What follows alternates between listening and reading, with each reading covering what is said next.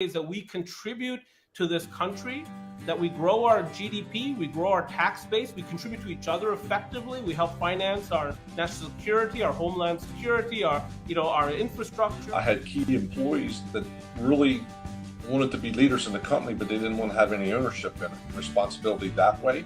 So I just had to start researching out and figuring out, well, how do I market my company? Go to your local school board for 1 hour twice this year. And if you can have even just 10 or 15 employers show up and do that at the same school board every single month, there's 2 contractors filling out a little card to give your 30 seconds at the podium that says, I need your help and we have great jobs. Eventually they will hear you. But if everyone just did 2 hours a year, that's how we change this. Stacy, how you doing this morning? I'm doing great. She loves it. I ask the question every time. She's like, I'm fine, dude. Just a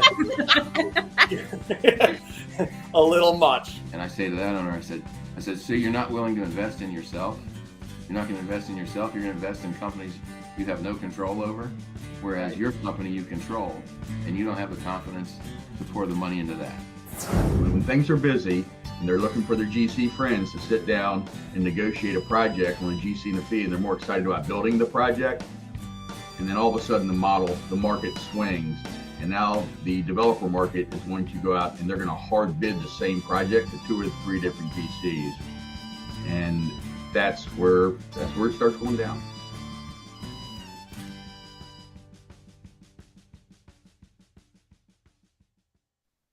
All right, it's Morning Huddle time. Good morning. How's everybody doing? Stacy and Nick Espinosa here with us this morning. Good morning. How are you two? Stacy, how are you this morning? I'm excited because it's finally getting warmer over here in Maryland. What I'm talking about. Yeah, we're going to have like a 70-degree day. Yes, thank God. Yeah, and we had snow 3 days ago, so, you know. Hey, welcome to the Midwest. Nick, you're coming to us from Chicago, right? Indeed. Chicago it is. So yeah, it could swing any direction until, like, when is the threat over? Yes, roughly July. So Man. it starts up in August. So here we are. Oh man.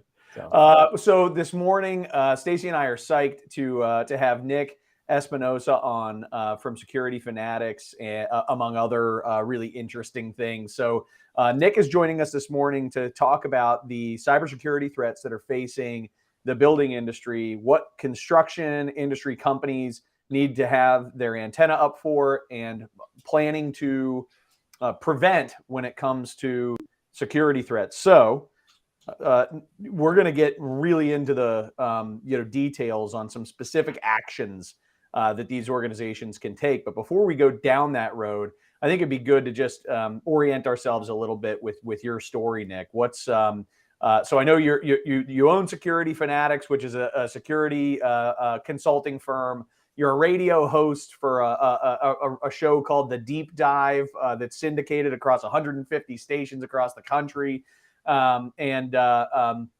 you're clearly an avid collector of film. Little bit. Yes. I also don't sleep. Just given the way cybersecurity is going these days. Right. But yeah. I also I'm on the Forbes Technology Council. I write for Forbes. My national security radio show, it fluctuates, but the last time it was on about 150 stations, and I think that's in part because I've been interviewing members of Ukraine's government for my show, because we've had access to the Ukrainian government just given our regular jobs in cybersecurity. I also sit on various boards as well, like Roosevelt University. I help them spin up an NSA certified cybersecurity program, those kinds of things as well. So we are super busy in cybersecurity right now. It's everybody's hacking everybody. Let's just put it that way. So it's nonstop. I can think of trends that are less painful than that. Everybody's hacking everybody. That sounds terrible. Yeah, but it really is. I mean, it's one of those things that. Speaking from personal experience, 10 years ago, it was sort of like a buzzword, but nobody's really dealing with that today. I think we all know at least one company personally that has been attacked, right? Yeah. I mean, and it happens on a regular basis.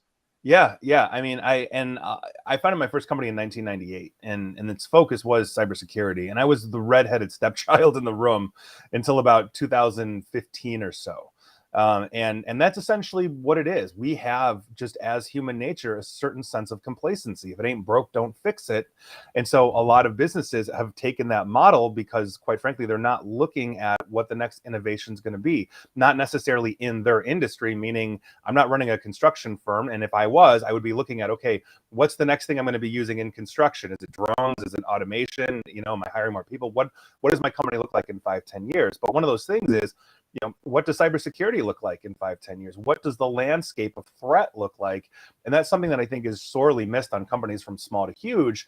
And it's something that we really need to understand, because at the end of the day, what cybersecurity is a quantification and mitigation of risk on the technology side. So a lot of organizations just don't understand their risk. Really, I'm really worried. Nick's way smarter than me. This is going to be very uncomfortable. All right. No, this is great. So Stacy, you know, let's make sure that we, you know, solicit the specific direct questions from the audience to the best of our ability. Stacy, we'll bring you back here with about 10 minutes to go while Nick confuses me wildly and then fixes that confusion. For the record, I pride myself on nerd to English translation. Yeah, so we'll be aligned. We'll be aligned. That is great news. That is great. Does it go all the way down to a third grade level, out of curiosity? Yes, it does. I'm usually the one that needs that too, for the record. Then I am gonna be fine. Sweet. All right. So Stacy, we'll see you in a bit. All Nick, right, I want to start off. You mentioned conversations that you're having. I can't help it. I'm just interested. It has nothing to do with construction. But you mentioned conversations that you're having with folks in the Ukraine. What are those conversations about, and what are they like right now? Yeah. So just by virtue of our work in cybersecurity, we've had some interesting connections and ties to the area of in and around Ukraine, given our clients and various entities that we work for. And so by virtue of that, we've had access to members of Ukrainians' topper government, like higher end government. So I've been interviewing members of parliament. The last one was Inna Subson. She's also the deputy minister for science and education and all of that. And I wanted to talk to her about what her daily life is. I mean, the first time I interviewed her, she was in Kyiv. The bombs were dropping. I mean, she had just had to evacuate. Sometimes these interviews, oh, we're going to do it on X date at X time. They can't. They just ghost. And it's, you know, and then they come back hours later. Oh, I'm so sorry. I had to evacuate. And I was like, you have nothing to apologize for. You're in a war zone. I'm just glad you're alive. You know, we also know that, or I should say, I know that some of the people that I've been talking with, I believe, are no longer with us anymore as well. They've simply just dropped off the face of the earth, even though they've been incredibly communicative before that, which is heartbreaking. But I wanted to, just because I have a platform with my radio show, kind of, you know, talk to them, see what's going on. Very rarely do we get a firsthand account in a war zone. And one of the things that we are seeing, by benefit of the Russians, at least initially, not going after the internet in Ukraine, and intel speculated that the Russians needed it just as much as the Ukrainians did to coordinate their troop movements and all of that. The double-edged sword was that every Ukrainian with an iPhone or an Android became a citizen journalist, recording everything, sending it out, tweeting it out, you know, putting it on. And thank God for that. I mean, really, that if it weren't for that, you know, what would you know? I think there are people in Russia who still don't know that there's anything going on. Right. Well, and that's part of the big issue, though, is that if you didn't know, they actually have had the same state-run television show called Vremya, basically every evening at 9 p.m. Moscow time, and it's been going on since like 1952 or 1956, something along those lines. And that's essentially the expectation, is that's where you get your information. That carried over even after the USSR fell, and so that's where they're getting it. Their body count still hasn't changed from, I think it's 462, which is what they first reported in early March. So you're looking at a population that has been wildly misinformed, you know, about this, or simply is not getting that information. And Russia's been doing their best to try to block the internet there. So it's been absolutely nuts. It's a crazy, you know.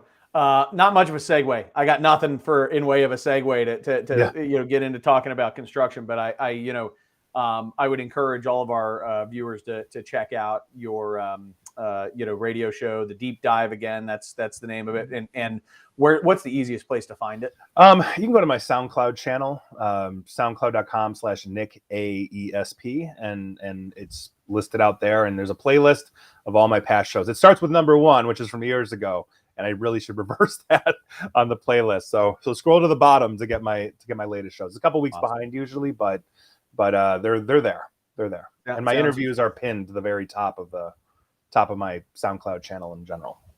All the conversations that I've heard on any various interview shows with people on the ground in Ukraine, it's just extremely valuable and really hard sometimes to hear kinds of conversations. It's brutal. It's just what they're going through. It's just brutal. So I'm happy to help if I can. So obviously, your experience in cybersecurity spans well beyond the scope of AEC firms, right? The building industry. But when you think about your experience inside that industry, my take is construction companies are pretty small, right? Mm-hmm. Statistically, obviously there are big construction companies, they exist. Right. But the average construction firm, if out there taking a look at architects, engineering firms, contractors, is probably in the neighborhood of 25 to 50 employees on average. Mm-hmm. And what's going on in their mind is we're too small for anybody to care about us. How would you respond to that? Yeah, I mean, I think there's a gross misunderstanding, essentially of the perception of hacking. I'll be honest with you, hackers are lazy. We are lazy people. I'm serious. One of the hardest things I have in dealing with the construction industry is I'm sitting here at 8 a.m. Central Time, doing this when I would love to wake up at the crack of noon every day. Why can't you have this at noon? And so we are going for the lowest hanging fruit always. I mean, that's one of those things that we just do. And so think about it from this perspective. You're a 25-person firm. Odds are, whatever your role in AEC is, mechanical, electrical, sheet metal, et cetera, whatever you do, plumbing, you are looking at catering to and working with larger customers, right? You're typically not, doing the smaller jobs, especially if you're on the commercial side. And so by virtue of that, what you're doing is you're building a roadmap for somebody like me, but malicious, to break into your lives, thanks to your website, thanks to LinkedIn, thanks to other places on social media where you are promoting this. So think about the Target data breach, for example. So that actually, when that happened, Target, we all shop at Target. When that happened, they blamed their mechanical contractor. They threw that mechanical contractor under every bus on the bus schedule that week. Oh yeah, they completely blamed them for this, even though it was shared responsibility. It was one part them, another part, Target. And the reason why they did that is because they're obviously trying to mitigate their losses. But think about it from the mechanical contractor's point of view. What's that going to do to their reputation? When they are basically splashed out on the news to say they got Target hacked, do you think they can walk into Walmart or Home Depot or any other big box store and say, hey, yeah, we can service you, we can maintain you, we can do whatever you need us to do? Their reputation is ruined. And on top of that, basically, when you're looking at those 25 user firms, they're not spending the money that a Target or a Home Depot or a large corporation is on an army of nerds like me to defend the barn. Oftentimes, they're outsourcing their IT to a third-party IT provider. IT providers typically are not cybersecurity. They put a shingle out there that says, oh, yes, we will do your cybersecurity. And at best, usually what they're doing is selling you products that are low to mid-range, which, again, doesn't really quantify your risk. All it does is give you a couple layers of defense, which is important, but it's not the be all end all. And so the problem that we have with smaller organizations is they don't think that they are targets because, well, quite frankly, we're small. The other side of that is that the construction industry, AEC in general, is in the top 3 basically verticals that get hit with ransomware, and they get hit most consistently. And the reason being is that all y'all pay. It is basically considered high margin, meaning most of these businesses have cash on hand. Most of them are on deadlines for larger GCs or their customers. They're not going to sit there and say, well, we can't fix your air conditioning for a week. Those things don't happen. So they pay historically faster, and therefore they continue to get hit. And so when you are looking at, small business alone, small business to low mid-sized business accounts for something like 63 to 65% of all data breaches in the world right now, primarily because they're complacent on their technology. They usually don't have any of these things in place at an advanced level. Even though the enterprise technology is affordable, their IT providers don't work at those levels, and they pay. So it's a perfect storm. It's almost on par with healthcare, who pays as fast as humanly possible, because if they don't, people die. So construction in and of itself is right now a huge target that we see, and it's considered part of the critical infrastructure of the United States. All y'all keep the lights running. My house isn't falling down. My HVAC works. Thanks to my local HVAC contractor. Thanks to my local GC, et cetera, et cetera. So it's a huge problem in that vein. So it's because, in fact, we almost should switch the thinking. It's that smallness that you thought made you safe, right, is actually a potential, really making you a very easy target. Right. I mean, and that's what it is. I literally had one that was, I want to say 30, 45, called me frantically. The number one call we get, for the record, is, "Oh my God, help, the world is burning down. We've never worked with you, but I saw you on stage, or I listened to your show," like whatever it is. Right. And we're being held ransom. Right. Oh my God. Like, it's a life-ending event for the company. The number two call we get is, "Yeah, I don't want to be that guy. So what do we do?" How do we improve? Yeah. If you could flip those, right, we'd get less of the first one. Yeah. Right. But I've heard more than once where, basically the business owner that calls me, especially on the small side, I literally just had one, about 35 employees or so, that called frantically and said, "I didn't think this could happen to me. Like, I'm flying under the radar. I'm in the middle of nowhere. Like, why would they hit me?" And it's like, well, because you're easy to break into. We can leverage you to get to larger clients. I'm going to use you to get to Target, or Home Depot, or, wherever I'm trying to break in, so you are on the radar, and you don't train your people. They're clicking on everything. They're opening everything. I mean, these are things that, we really don't take into account, and most small businesses have not fully quantified their risk. It's a huge problem. I'm seeing that, and so I think I want to go back real quick to this comment about outsourcing IT. You're right. It's very rare. My personal experience, very rare that I will see an AEC firm under 150 employees actually have, what I would call real IT staff. Right. And even then, it's pretty rare. It's like, you're into like the 500 to 1,000 employee range before, that starts to become the norm. So outsourcing IT is it's very much the norm.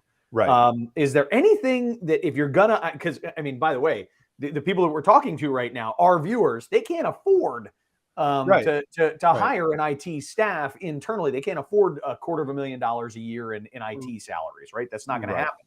Right. So is there anything that you would advise if you're going to outsource IT? Here are some of the do's and don'ts. And here are some of the things as it relates to your cybersecurity that you should be looking for or careful of. Sure.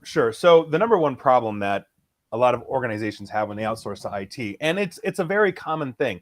There are pluses and minuses to this, but one of the biggest things is you don't understand the industry that IT swims in the same way that, like, I can take my car to my mechanic and he can say, "Oh yes, you need to replace your Framistan," and I'll be like, "I have no idea what that is, but please replace it." Assuming, you know what I mean? Right. I don't even know if that's real, but it's I go to my doctor and my doctor tells me, "Oh, you broke your thingamalarygathoid." Sure.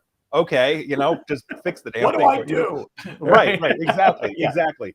And so by virtue of that, what ends up happening is you're sold on not necessarily the capability of the organization, the IT company. You're sold on the friendliness. You're sold on what you perceive to be the reliability, meaning they're going to keep our lights up. They're on it. The problem that we have is that IT is not cybersecurity. Cybersecurity pivots on a dime and has to innovate as quickly as possible. Sometimes we never know when that 15-year-old kid is going to break all of Google, and we have to slam on the brakes and figure out, okay, what on earth just happened? How did they get around that? And how do we now apply that defensive technology into our clients to make sure that they don't end up being the next Google?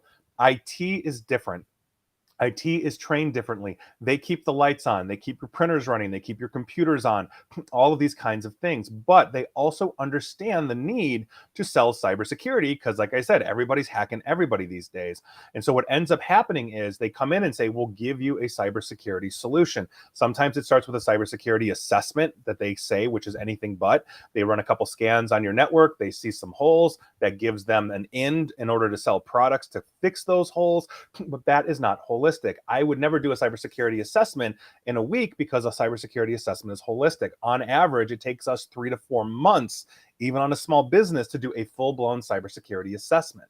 On top of that, IT tends to be incredibly complacent, meaning these IT companies know to the penny exactly how much that firewall is going to make them money, what it's going to cost them, how much it's going to take to install. They don't have to invest in training because they're typically lower end products that are easier to install. So the older technicians can train the new technicians. So you don't have to actually invest money into these kinds of things. And what you end up having is a low to mid range data security solution, which is a very small subset of cybersecurity. And so as I am counseling any organization or any company that says, hey, we're looking at outsourcing IT, I say, okay, the benefits to that are you're going to get more than one person, because if you just hire somebody on site, they're pigeonholed into your technology. You're going to get more than one person. They're going to be relatively responsive to you. They're going to take care of some of these things, but understand that the proof of the capability of the company is in their products. If I can sit down with a company and they can list out what's their firewall, what's their antivirus, what is their wireless access points, like what do they use for all of these different things, I have a snapshot very easily of, are they mature? Have they been investing in training? Have they been keeping up with the latest trends and innovations? We vet our products here every 90 days. Every 90 days, I can't walk into a Fortune 100, level client and basically say, yes, here's last year's technology. I'll get walked right out the door. These are differences that are key. And conversely, you wouldn't hire me to fix your printer. One, you'd get charged way too much, and two, I would never take that job.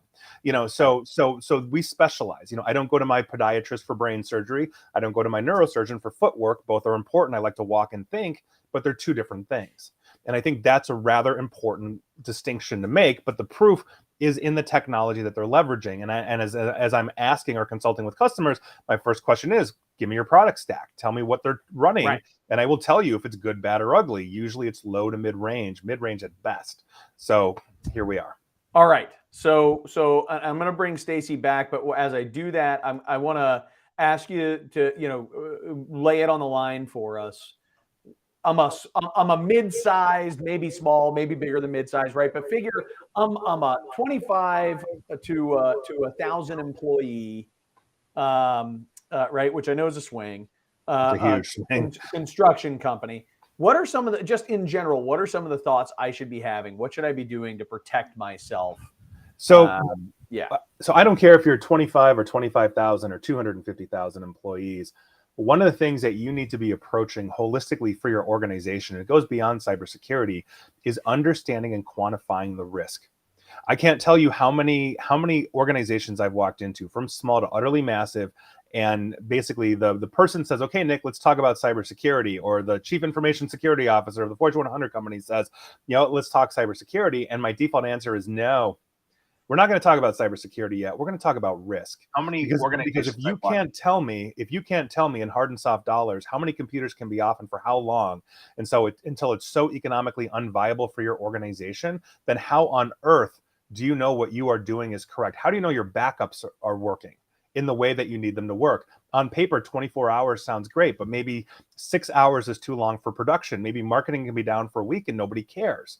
If you cannot quantify these things for me, how on earth do you know the technology and the product solutions you have in place are actually doing what they say they are and will keep your business afloat in a tornado, in a ransomware event, in an earthquake, in an alien invasion, whatever it is? These are things that we need to understand. Start there, understand that there, and you will be ahead of the game for most companies in general.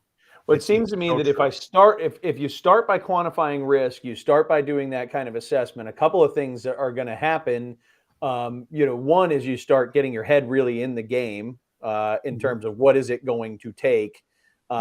to hurt my business, and where are my priorities? And the second thing that it's probably going to do is scare the hell out of you and motivate you to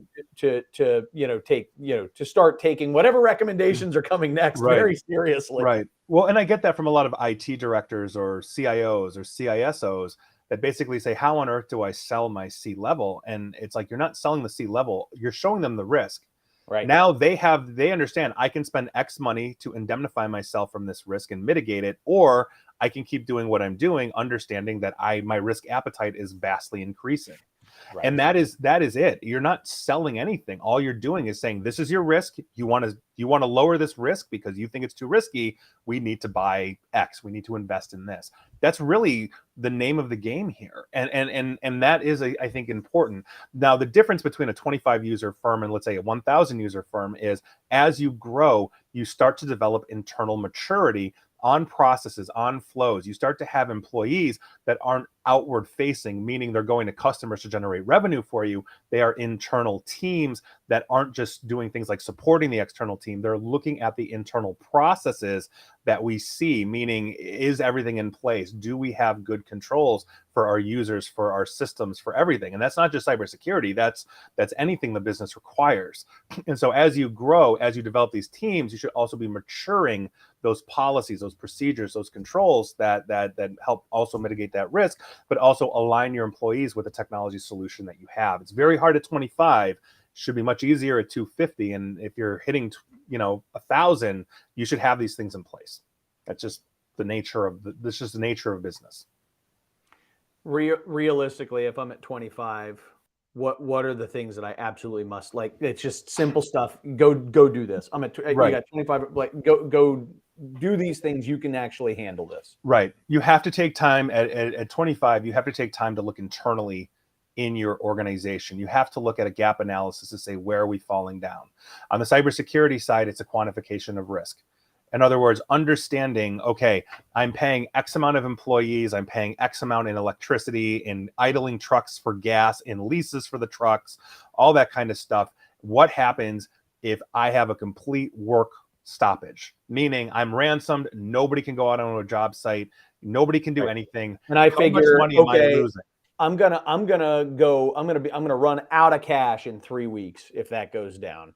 And then I'm going to run out of my line of credit in 6 weeks if that goes down, right? Mm-hmm. So now I'm quantifying the risk. And once I've done that, now what do I do? What should I? Once you understand I'm losing X amount of dollars, let's say you realize that if you were down for a complete week, paying for everything that you're paying, everybody's getting a free vacation, because they're not taking time off. You are paying their salaries, and if you've got union, the union guys are still getting paid. I mean, this is just the nature of it, right? So once you've quantified that to say, I can survive for X amount of time before it's so economically unviable, the goal is then to start developing a solution that says, okay, what basically ensures that if I get hit with ransomware or something else, I'm not going to be down for a week or X amount of days, whatever that is. How do we make it half of that? How do we make it a third of that? How do we make it whatever is economically viable? Meaning I will eat, let's say, a quarter of the money that I can lose on this and no more. So what you do is you then start investing in solutions that ensure that you can do that. So what I think I'm hearing you say is quantify the risk and develop a clear backup plan so that you're able to mitigate that risk to the best of your ability should that happen. So I would say contingency planning, in the sense that a backup disaster recovery plan is part of a greater contingency plan. But in that vein, yes. But then you have to execute on that. It's great to have it on paper, but if you're not actually putting in the solution that, gets you up in 6 hours, if that's what you need, then what's the point of having it on paper? Get it on paper, start executing on those things, because you're investing in the longevity. You're investing in the security of the company, which ensures the longevity. I mean, it's that kind of cycle. Makes sense. Stacey, what do we have? I have so many questions to ask you, but we'll start with the audience. So Jose Posada said, would it be better not paying the ransom and using the backup servers? So that's a good question. I get that a lot. I walk into some ransomware events where they're like, we are not negotiating with terrorists. screw them. Like we're going to go straight to backups. And usually if you're doing backups right, Jose, then yeah, you go straight to backups. So if you have a backup on site that is sitting what is known in what is known as immutable storage, then those can't be altered by ransomware. So you have a very fast restoration. Conversely, if you have a cloud backup, how we back up to the cloud, which is via agent as opposed to computer like you do on site, the cloud can be your lifeline as well. Understanding that you're going to have to get that data from the cloud or spin it up virtually in the cloud as you repair your systems.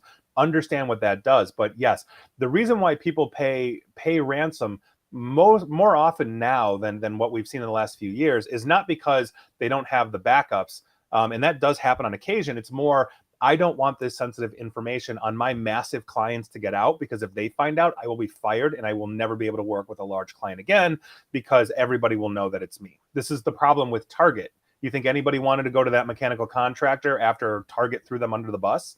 No. And so by virtue of that, companies will pay ransoms and negotiate those down. And you can negotiate ransom to keep that information out of the public eye to ensure that they will continue to survive as a business. Great. We also have, what role does social media play in a company's cybersecurity now? Oh my God. So I like to talk about something. I've talked about it for years, and thanks to COVID, and it's the only thing I can thank COVID for, is I no longer have to explain global herd immunity. We have the same concept in basically technology that we do with medicine in terms of herd immunity. Think about it this way: we are all connected on you're probably watching this on LinkedIn or Facebook or wherever it is. We're all connected, but if you know not to open the phishing emails, or you know how to spot a potential malicious message or whatever it is, but your friends don't, they're the ones getting hit, which makes you more susceptible. This really comes down to user education. We social engineer all the time. When we are running reconnaissance on organizations, we'll check the website, we will check LinkedIn, Facebook, Twitter, anything that we can possibly get insight on into the organization to build an attack profile against it. I actually talked about this in my very first TED Talk, which was called Trust Sucks. And that was, I think, aptly named, because that's essentially what we're doing. We are putting out a huge amount of data on social media that can be used against us, not to mention the fact that I can send infections through Facebook Messenger, through LinkedIn Messenger, et cetera, pretty easily, and I can infect you straight through social media. So think about it that way as well. Do you have any stories of any prominent AEC companies that have been attacked to date that you could share? So short answer is yes, without naming names. I got called into a large engineering firm last year to help support their IT team as they went through a massive ransomware event. Basically, they gave essentially hundreds and hundreds of employees a free vacation for about a week and a half as they were scrambling to essentially unscrew that, and it ended up costing them millions of dollars. Aside from the millions that the ransomware people wanted, they lost millions in everything from salaries to electricity to stoppages to all those kinds of things, contractual obligations that they were trying to meet. So yes, these things happen constantly and continuously. And we got called into, I want to say it was before the pandemic, so maybe 3-4 years ago, into a large GC that is pretty well known specifically for an event like this as well. And they caught it halfway through. And so we were there as a second set of forensic eyes to take a look to see, okay, did this actually only hit like 40% of our computers? Did it hit the rest? And those kinds of things. So yeah, it's a huge problem in AEC. We see it all the time. I'm dealing with multiple right now contractors, 2 of which have been through ransomware events right now. So it's a huge thing. Yeah. So I guess to wrap it up, can you just describe to our audience what how the ransom attacks work and all? And Sure. So essentially, basically somebody breaks into your organization. Typically, the fastest way is through phishing, meaning somebody in your company has answered an email, clicked a link, downloaded something they shouldn't have downloaded, or opened something they shouldn't have opened. That installs what we call a payload that essentially establishes what we call CNC, or command and control traffic, to go and phone home. That traffic is typically encrypted, so most firewalls don't pick it up. Enterprise firewalls will, but most don't, and most of you are not running enterprise firewalls that are watching or listening to this. So we download it right through the firewall, and then we started installing infections into the machine. But we're not activating anything. We're running reconnaissance, meaning we're looking through those files. We're trying to crack every username and password that you have on site. We have tools that will do that rather easily for us. And so once we have all of these things, we'll log in as an administrator. We will start slowly copying out information, or we'll copy out your latest backup, assuming it's not encrypted, because a lot of organizations don't encrypt their backup. So that's a very easy way to get all your data. Once we have a copy of it, then we start strategically putting out ransomware where we know we're going to hit, such as servers, other critical infrastructure. And then usually in the middle of the night, 3 a.m. here is business hours in Moscow. We turn it on, and then boom, everybody's hit, everybody's locked out, and we leave ransomware notes absolutely everywhere. And then you get a dark website typically, or now a Telegram channel possibly, where you have to go and communicate with us, and we want a whole bunch of money from you. Oh my gosh. So that's what it is. And Russia's coming. And Russia's coming for us. Yes. I mean, we have to be prepared for that. Agreed? Yes. I mean, that's happening.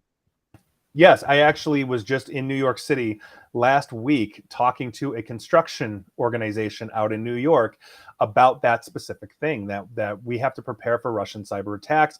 They're not going to launch a land invasion over our sanctions because there's no way they would win that. The best thing that they can do in their terms of their retaliation is cyber warfare against the United States and our allies. So we have to prepare for that eventuality. We really do.